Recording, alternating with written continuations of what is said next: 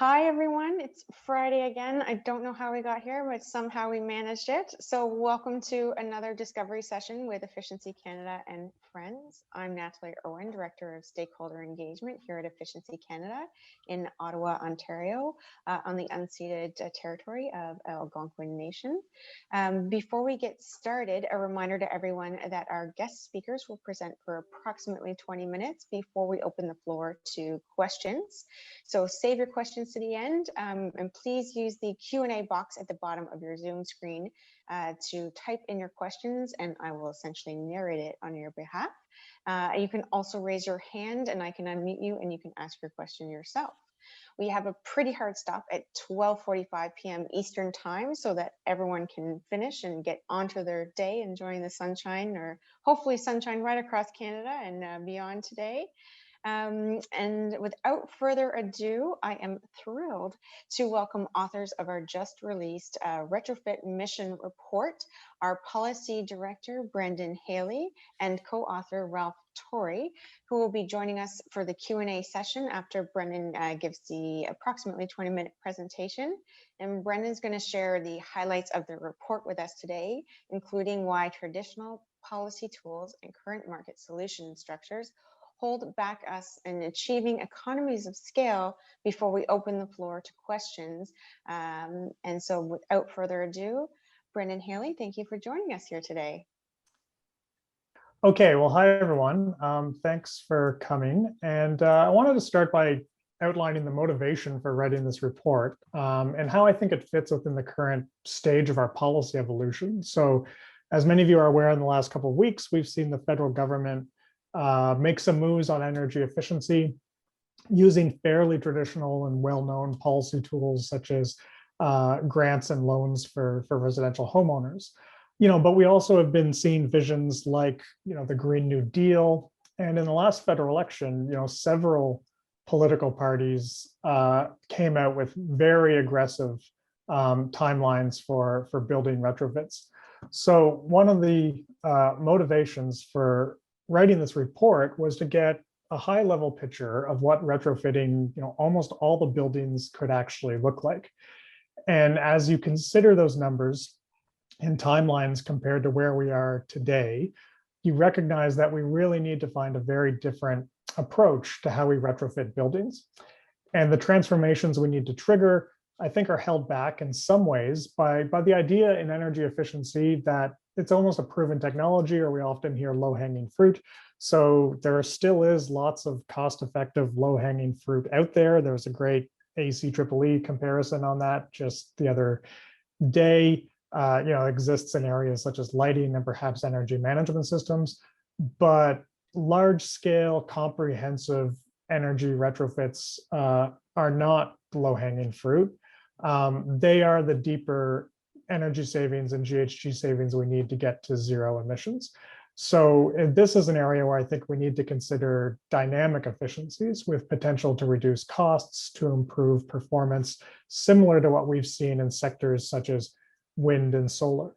So the primary motivation behind this report involves reframing building retrofits as a space that could use some insights from policies focused on innovation and industrial transformations. So in this presentation, we're going to talk about the type of retrofits we need for climate change, the potential to transform the retrofit process. Then we'll outline a mission-oriented policy framework that's focused on developing economies of scale, economies of learning, welcoming bottom-up solutions to really accelerate the pace of retrofits. And then we outline a governance framework focused on filling some policy gaps and creating some new institutions that could help us do that in Canada. So let's talk about the type of retrofits we need and what we could potentially do. So according to the Comprehensive Energy Use Database, the average single-family dwelling built before 1996 in Ontario has a thermal energy intensity of 170 kilowatt hours per square meter. So an average retrofit target we suggest is to get that down to 70 kilowatt hours per square meter.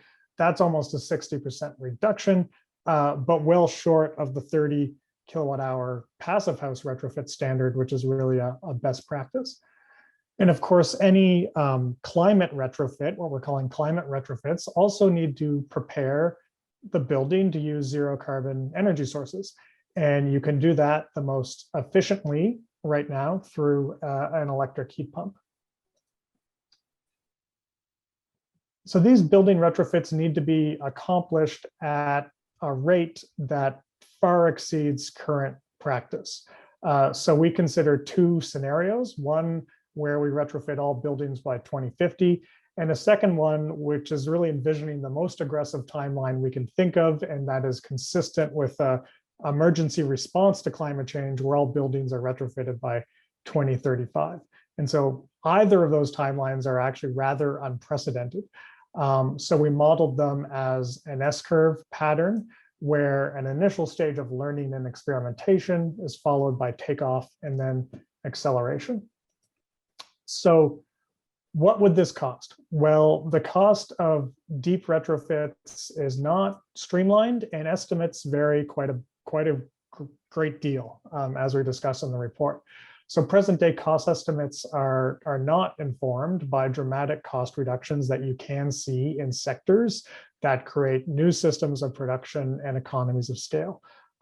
So in some ways, we don't know exactly what the cost is, but with the information that we could gather, we developed a high cost scenario that could be over 900 billion in capital costs, as well as a more moderate scenario that sums to 580 billion.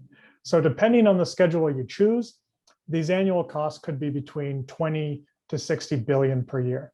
So those are big capital costs. However, to put them in perspective, they are similar to what Canadian households currently spend on general building renovations and the fuel and electricity costs for buildings. So deep climate retrofits can decarbonize the building sector. But what is also a very important indirect benefit is the amount of clean electricity resources that could be freed up. So even in a scenario where we're electrifying all buildings, in Canada, a mass retrofit program could actually free up, we find, 50 terawatt hours of electricity. That's enough for 10 million electric cars. So why is this? It's not that complicated. First, because improving the building envelope, you reduce heating demands. And then adding a more efficient electric heat pump reduces the overall increase in electricity consumption. So in provinces like Alberta and Saskatchewan, you see an increase in electricity demand in the scenarios we work with, but it's not that far off from normal rates of load growth. But second, in Canada, we have a lot of electric resistance heating, especially in some of the more hydro-rich provinces. So thus converting inefficient electric heating to electric heat pumps frees up a very large amount of clean electricity. So buildings can enable these larger decarbonization efforts. It will make moving electricity grids to zero carbon energy sources easier, and it'll enable us to use those clean electricity resources more strategically in other sectors like transportation and industry. So these quantitative scenarios show us that the mass retrofit of buildings comes with substantial capital costs, and that retrofits need to be implemented at a pace really never before achieved. There's clear benefits, and retrofitting as fast and as comprehensively as possible in terms of actually lowering those costs, in terms of cumulative GHG reductions, and for enabling that larger low carbon transition. And this provides some important insights on the more qualitative change we need, I think, to the retrofit process itself. So if we're going to see an increase in scale and performance, we need to consider how to decrease the costs of retrofits. We suggest by at least 50%, increase their speed to take, let's say, days and not months, and to increase the recognition of the value retrofits provide. So that it can include that larger impact on energy systems, but also with respect to issues like security against extreme weather, comfort, and health. So I believe there is reason to think that a transformation of building retrofits is possible, because the current performance is more the result of policy and market environments that can hold back economies of scale, learning, and the type of dynamic efficiencies. So the dominant policy environment for energy efficiency, evaluates building retrofits in a rather static way using cost-benefit analysis. We also know that the policy environment has produced, boom and bust funding levels. It can be quite focused on short-term results. And then the market structure itself is segmented or atomized, right? So that means each retrofit project is often considered unique. A building owner must navigate an often confusing array of contractors and products. So under these constraints, I don't think you can expect the retrofit process to change dramatically. And as someone who has a background in energy efficiency policy advocacy, I really recognize that a lot of my advocacy, say 10, 15 years ago, was about cleverly fitting and conforming climate change objectives into existing policy environments like, utility boards. But if we're taking climate change seriously, we need to move to a situation where we're calling for policies and markets to stretch and transform so that we can deliver the results we need. So another policy approach would aim to trigger forms of learning. And that can be, in the report, we go into the different types of learning and academic literature. So learning by doing, by producing, by using, by interacting. And these all occur alongside increases in scale. So just to provide a sketch of potential innovation areas in the building retrofit space, we can consider organizational innovations, such as more integrated project management to make the different components of a retrofit work together more harmoniously. There's prefabrication of building components that can be quickly installed on site. There's mass customization approaches that deal with those building specific challenges, right? But by dealing with them by doing things like better upfront monitoring, perhaps the use of technologies like 3D printing. Project aggregation, where many similar buildings are scaled up into the same project. The greater use of digital technologies in a whole host of areas. And then finally, quite important, is enhancing the user experience, right? To make it simpler to connect energy retrofits with changes people need and want. And there's exciting stuff happening in all of these areas, but we need a policy approach that kind of purposefully explores them rather than sort of sneaking them into existing policy systems and having them almost be a byproduct of existing policy systems.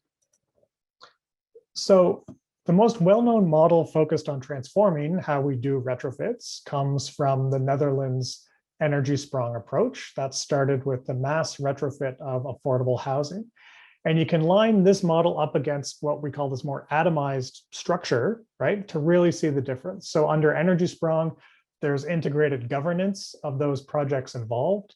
There's guaranteed energy savings performance. There's a one-stop shop from the user perspective.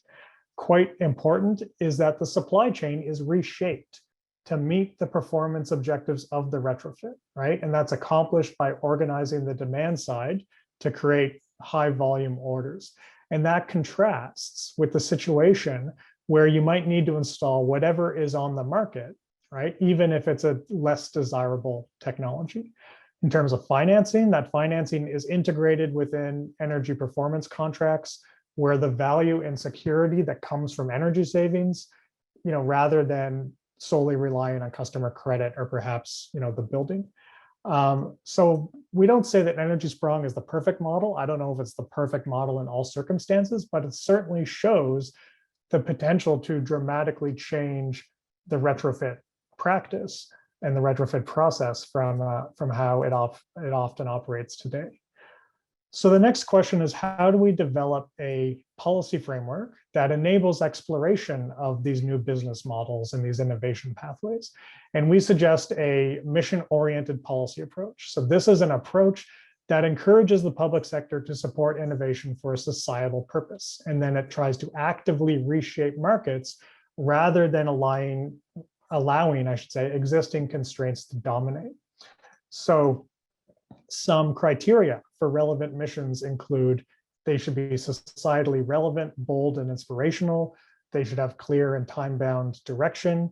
they should be ambitious but realistic. So they need to be audacious enough to trigger what would otherwise not be attempted, but be feasible, at least in theory. So when we talk about that, 2035 timeline, that's a good example of a goal that should force people to explore new ways of doing things. How would you do it to meet that type of goal? Missions should operate across disciplines and sectors, and they can invite multiple bottom-up solutions. So I think all of these can easily apply to the complex building retrofit space. And so here's what we call a mission map, where we consider the national net zero mission challenge, right? That leads to an audacious mission to accomplish a mass retrofit of the building stock that will involve multiple sectors, and it should be informed by multiple projects exploring different retrofit solutions and potential innovations. So a critical question is, how do we govern such a mission, and how do we govern it in Canada? This is more about creating an organizational framework to enable learning than figuring out the optimal grant or loan program. And so Canada already has some important building blocks, such as the R&D and demonstration work at CanMet Energies, looking at exterior retrofits. The Canada Infrastructure Bank is attempting to support aggregation in its commercial building program. But a major gap that I think still exists is the lack of on-the-ground organizations focused on reshaping how existing retrofit markets work. So this is why we're suggesting creating market development teams throughout the country. And this is modeled after the governance of the Energy Sprong approach. So these teams will reshape markets by bringing together people and firms involved in the supply side, so construction and manufacturing, the demand side, building owners and users, as well as all those that influence the policy environment. And that can involve all levels of government, right? Lots of issues that I'm sure lots of people have dealt with, everything from zoning bylaws to utility electric panel upgrades to, model building codes. And the main goal here will be to produce retrofit solutions that can be replicated elsewhere, right? That are capable of meeting these mission performance goals. So each solution should present a clear product or approach, say for a particular building type or a particular region, that can be easily redeployed to reduce complexity. So each retrofit is no longer a unique project, but a project where, let's say, 80 to 90% of the challenges can be readily understood, and they can have standardized costs, products, and financing. And these market development teams will be enabled with a national organization that should act as a retrofit mission leader. And we think that organization should emulate successful innovation-oriented public sector organizations. So the whole development process, we think it could work like this. There are existing organizations that all play a supportive role. There's the retrofit mission leader, which creates and funds market development teams. They work with various on-the-ground market actors, and they produce retrofit solutions. Some of these solutions will meet performance criteria, and some will not. The retrofit solutions that will work should be smoothly upgraded for acceleration. So it's at this stage, you see the role of the Canada Infrastructure Bank, say CMHC, providing finance, providing data. You have the retrofit mission leader also working to produce and enabling policy changes, building confidence for these new solutions through information exchange. And so it's that process of experimentation with new models and then smooth acceleration of the models that work that I think provides the best chance to accomplish a mass retrofit of the building stock. So to conclude, the major message of this report is that we want to start thinking about building retrofits differently, which requires a new policy approach in Canada. So rather than understanding energy efficiency perhaps as a low-hanging fruit or a proven technology, which policymakers might understand now, this is actually a space where there's potential for and a need for innovation and new business models. And finally, there's good reason for Canada to take on this mission. So a lot of our successes as a country have been in areas such as, say, long distance transmission or the oil sands, they'll involve the development of large scale systems of deployment to meet the challenges of Canada's harsh geography.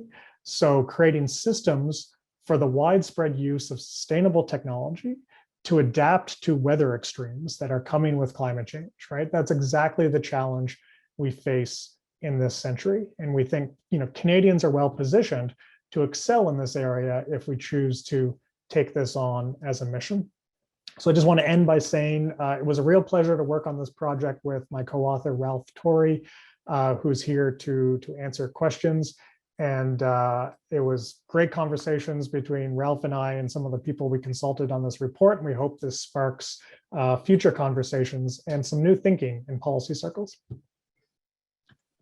Thanks so much for that, Brendan. I'm going to invite to Ralph you can turn your camera on and unmute yourself, and we can jump into questions. Just a reminder to everyone to please type your question in the Q&A box so that we don't miss it. If you type it in the chat, we might miss it because people just keep typing in chat and it just gets lost in the shuffle. So I want to make sure we can get to as many questions as possible today.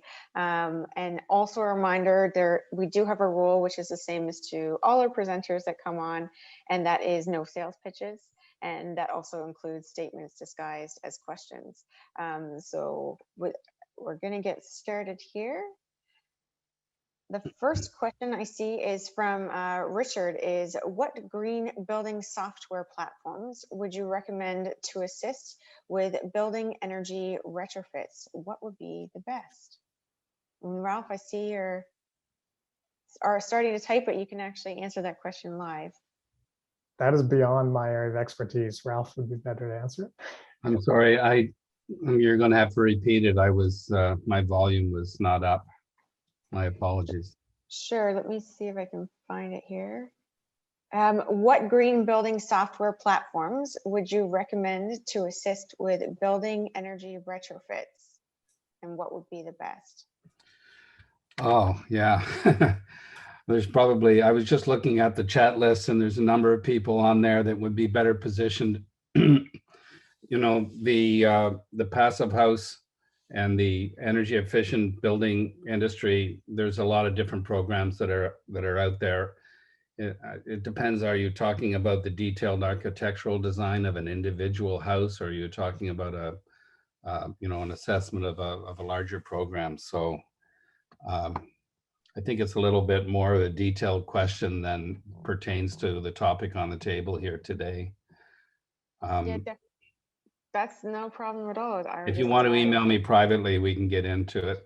And then also, like you mentioned, if there are others that who's expert would consider themselves experts on this, feel free to add to the chat and answer that question as well. That's what we're here for. I'm going to jump to another question here from Dave is, Brendan and Ralph, it sounds like a great path to success.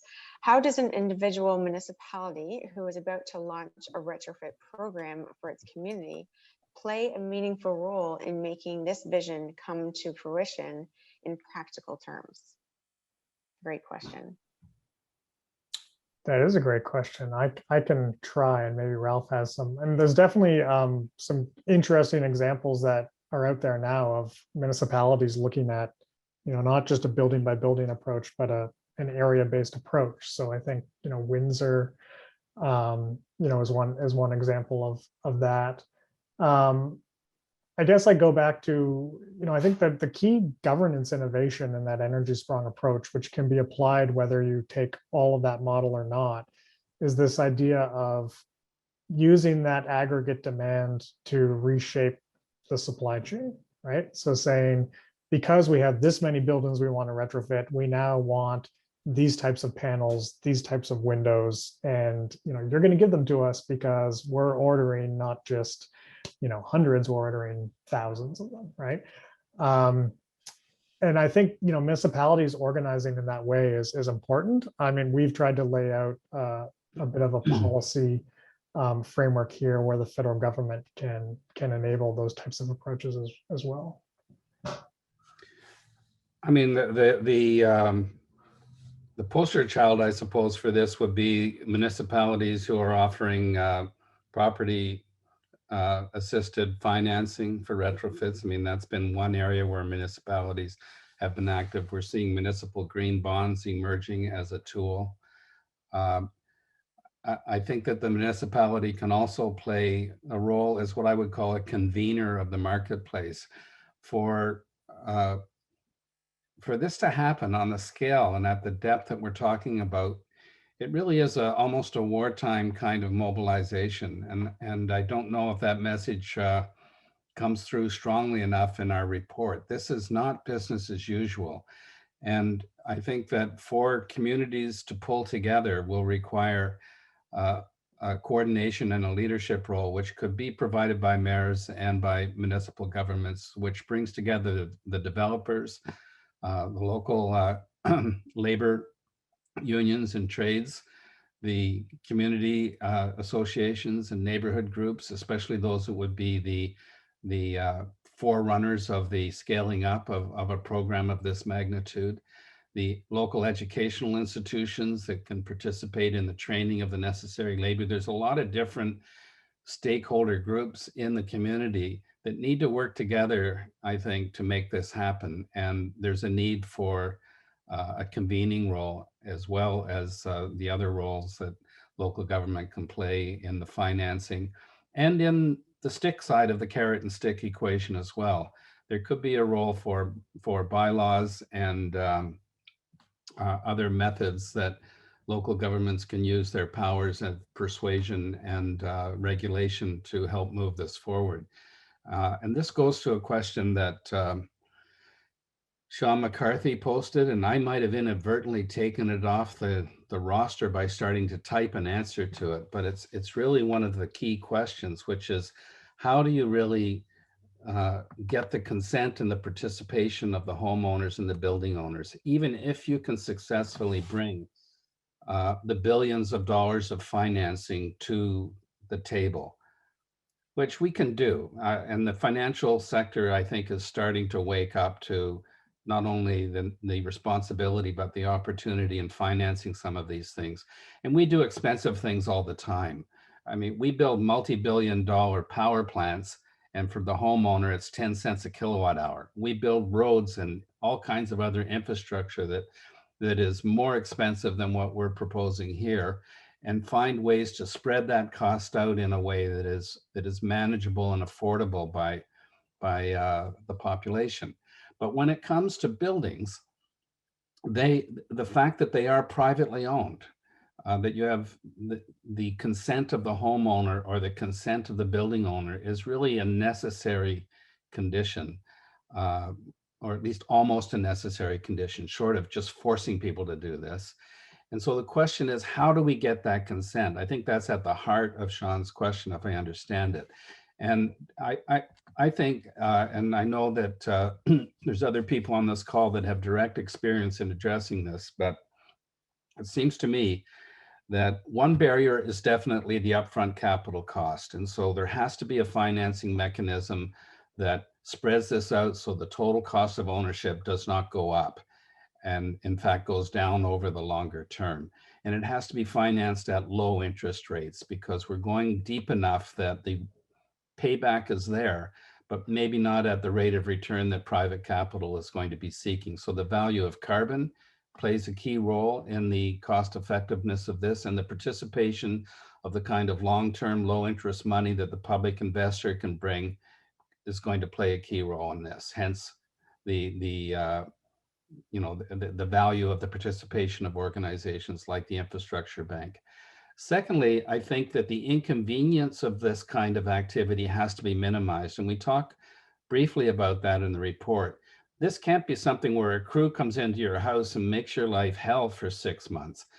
They've got to be in and out in 2 or 3 days. I mean, that's the Apollo moonshot goal that we have to set for ourselves. We have to find a way of making this as painless and as convenient or as possible for the homeowners, and minimizing the disruption. And then, so I think that that's got to be part of the design. And then thirdly, they can't be the project managers. And this is really central to a lot of what Brendan has been talking about. This has got to be done in a way that really takes the risk, and the performance guarantees go to that, the upfront capital cost and the inconvenience, all off the shoulders of the building owner or the homeowner. We don't ask them to build power plants. We don't ask them to go out and build highways. And when it comes to the retrofitting of the buildings, which is now recognized as an infrastructure objective that is critical to responding to the climate emergency, we need to do this in a way where the homeowner's consent comes fairly easily, because they are not being required to put the capital up. They're not being required to shoulder any risk of it not working out, because it's guaranteed in a performance guarantee. And the inconvenience to their day-to-day life is absolutely minimized. Yeah, definitely. You had so many great points there, Ralph. I definitely did not want to cut you off because I wanted you to keep going, but I'm just going to, no, it's all fantastic. Okay. Yeah. I'm going to throw it over to Brendan, actually, because you touched a lot on the homeowners as well, or businesses as well as private sector. But Brendan, I'm actually curious, because we have a few questions here on what we can do to incent current governments or utilities to take this on. It's a good question. I mean, the main point is that we think that governments need to think about this differently, right? I mean, so we focus more on the federal government of the benefit of taking on this mission-oriented approach, rather than using some of the more, I should say, some of the more traditional policy tools like like grants and loans. Yeah, I mean, I see a question here about the diverse geography, and I think that's a strength. That's not a weakness, right? I mean, in Canada, we do have a diverse geography, and we have that means there's lots of opportunities for trying different things in different ways and learning across those opportunities. But creating a platform to to do that and to purposefully exchange information and learning and support perhaps different types of aggregation of building retrofit initiatives across the entire country, is the type of thing we need. We suggest the federal government to do, and not, it's not just providing loans and grants to individual homeowners and commercial buildings. Exactly. I'm gonna throw this question over to you, Ralph. It's from Nick here, and he says, great report. Thanks for sharing. He loves the idea of, quote, market development teams. Are there any examples of similar teams taking place in Canada? And if not, what would be the first step to set them up, and who should take this lead? I might punt that back to Brendan, because he really went into this in some detail. We've got lots of good examples across the country of Toronto, the Atmospheric Fund being perhaps one of the oldest to implement innovations in this field. But across the country now, there are organizations and co-ops and community-based initiatives that are addressing this problem. And Brendan, would you like to sort of? Yeah, we actually have a list that we put together of the organizations we could find in Canada that are actively attempting to play this role of market development teams, or have proposed or developed retrofit strategies in the Energy Sprong, inspired by Energy Sprong. So the Pembina Institute's Reframed Lab out in BC, has an RFP out right now. They're modeled after a market development team. The Atmospheric Fund, retrofit delivery concept. Sustainable Buildings Canada had done a lot of preliminary work on this that was kind of canceled along with the Green Ontario Fund. The Recover Initiative in Nova Scotia. I mean, and then there's a couple of projects that have happened. So the Sundance Housing Cooperative and Ottawa Community Housing have conducted, exterior retrofits and large scale retrofits. So it's happening right now, and you could probably add to that, community energy plans that exist, throughout the country. I think the key message is that these initiatives have all we've talked to a couple of them, and they're trying to kind of fit themselves into policy programs and fundings and requests for proposals that don't really fit what they're trying to do, right? I mean, in my mind, what they're trying to do is really reshape these markets, is thinking about, the benefits of economies of scale. And right now, the programs are more focused on, smaller scale demonstrations. So yeah, I think there's ones out there and we would need, more of them. There's a question here, and I'll throw this out to either one of you to answer, is from Robert, is given the release and approach of the Greener Homes grant that's recently been released by the federal government, is there a need for a pivot or an overhaul to better reflect the scope and scale required? It's a loaded I think question. that's a resounding yes from, I'm sure Brendan would agree with me with that approach. It kind of reinforces the atomized approach that we're suggesting is simply not going to get us where we need to go if this is going to be effective response to the climate crisis. So yeah, there's a need for a complete overhaul. That's one of the main messages of this report. And another thing that we don't talk about, but I've been thinking about it since some of the reaction to the report has come in, is that if we can do this, if we can successfully mobilize to retrofit all of the buildings in this country on a timeline that matters to the climate response, it engages it engages everybody in the battle against climate change, not just in every community, but literally in every household. And this is one of the hidden benefits and one of the reasons why the building retrofit component of the climate change response is so necessary for success in general.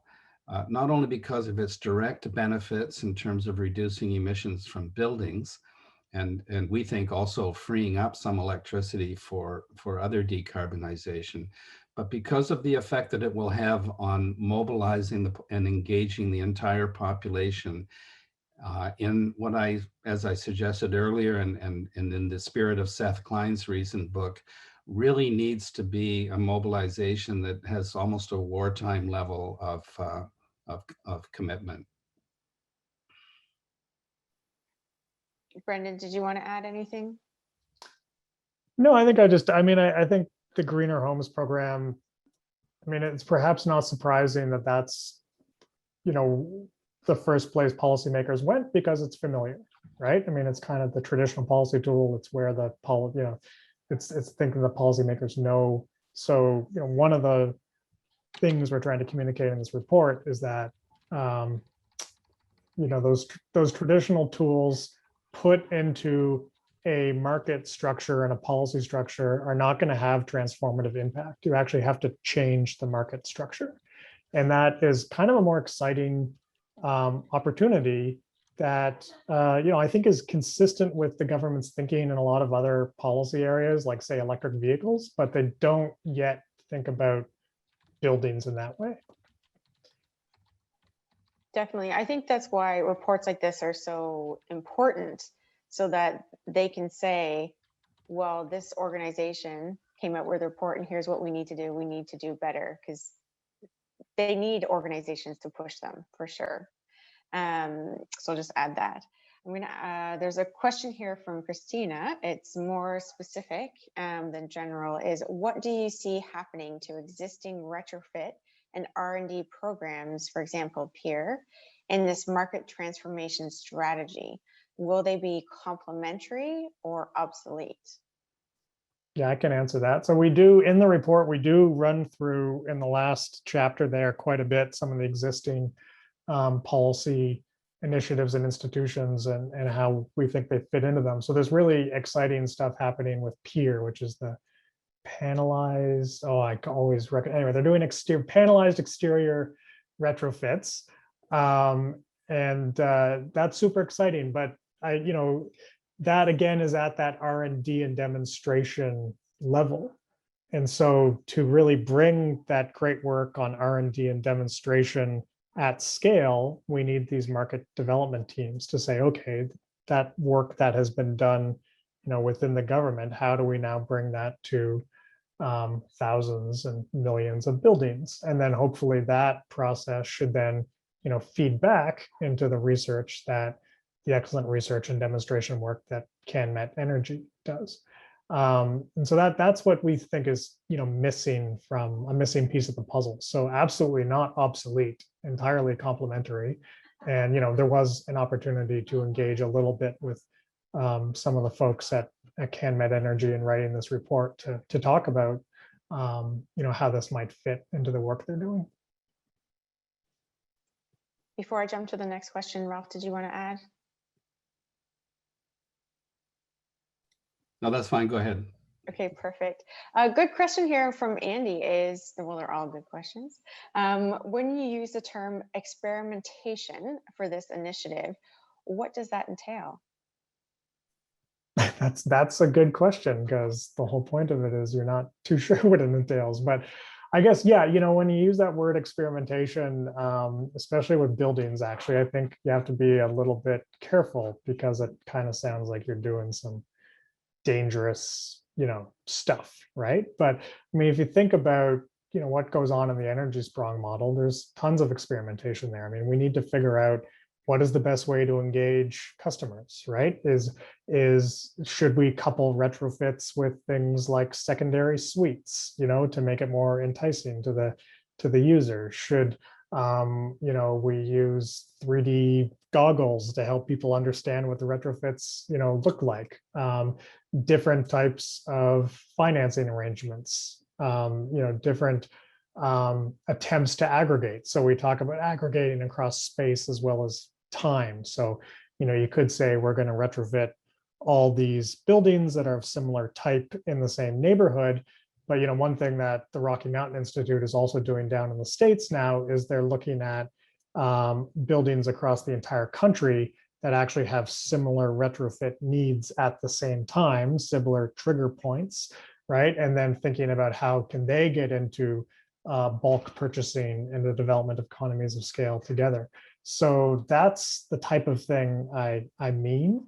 And we also talk about failures and how there could be failures in there. But when I say failures, I don't think that doesn't mean that the risk should be on your house is not structurally sound. I mean, there's common, insurance and warranties and whatnot that prevents that happening. I mean, some of the failures will be, we just can't get the costs down. We can't get the speed up to the level that we think is required to really retrofit at scale. So that was an interesting project, but that might not be the type of project that gets scaled up because it can't meet those performance objectives. So I'm going to stop there. I'm going to ask one last question because I do have a hard stop. But if you could, I'm going to ask you, Brendan, first, and I'm going to share it to you, Ralph. So 1 or 2 statements, or 1 minute, if you can answer. What is the one message that you would love to leave everyone here with today that you hope people took away from this report or this presentation? What would that be? So Brendan, I'm going to start with you. It's just that we should think about transforming our approach to building retrofits to fit with climate change objectives instead of fitting with some of the traditional objectives, like, not building power plants. And if you think our policymakers should read this report, you should go to our website and you can tweet the report to them. And Natalie did that, and the the infrastructure minister liked it, right? So maybe she's going to read the report because Natalie tweeted it. So the more people doing that, that'd be awesome. It would be great. And Ralph, I'm going to throw it over to you. What was the one last message you want everyone to take away from today? Well, I would say that this report describes what I would call an emergency response to climate change. Who really cares how efficient our buildings are otherwise? The whole point is that we've got a climate crisis.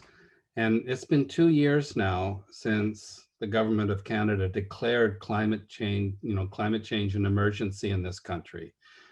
And since then, we've seen what an emergency response can look like and the way that we've pulled together to face down the pandemic crisis. That's what an emergency response looks like. We're not there yet on climate change. We may say we are, but when you look at what we're doing, we are not there yet.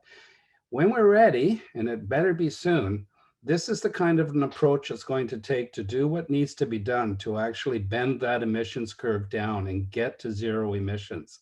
We're going to have to retrofit all of the buildings. We can't do it the way we've been retrofitting in the historical period. We've got to completely rethink the way that we do it. It will be very disruptive to that industry, but in a positive way that will create thousands of jobs. And we'll end up with buildings that are more comfortable, which are healthier, and which are no longer contributing to the climate crisis. Yeah, definitely well said, Ralph. I think there's the chat's going wild with applause for sure. Definitely a lot of people here in agreement with you. So again, thank you, Brendan, and thank you, Ralph, for joining us for the Q&A and for the report in general. It's fantastic. There is the one pager. Again, this session is being recorded. So if you want to share with any of your friends, family, or colleagues, you can go to our website next week. It will be up there. We don't have a discovery session next Friday because of the long weekend. However, do not fear, because you can still get your weekly discovery fix. Next, we're going to have a special edition on Tuesday at 9 a.m. Eastern Time. We're actually going to be joined by Luke Mesnell, who is the Executive Director for the Energy Efficiency Council in Australia. So come Tuesday at 9 a.m. and if you signed up and got the reminder for today's session, you're going to get a reminder for next Tuesday. So come learn what's driving energy efficiency action down under. Well, the title of the session is What's Up Down Under. So hope you can join us on Tuesday. And if not, have a fantastic long weekend, everyone, and enjoy this one as a prep to next long one. Have a great weekend, evening, and take care, everyone. Bye-bye.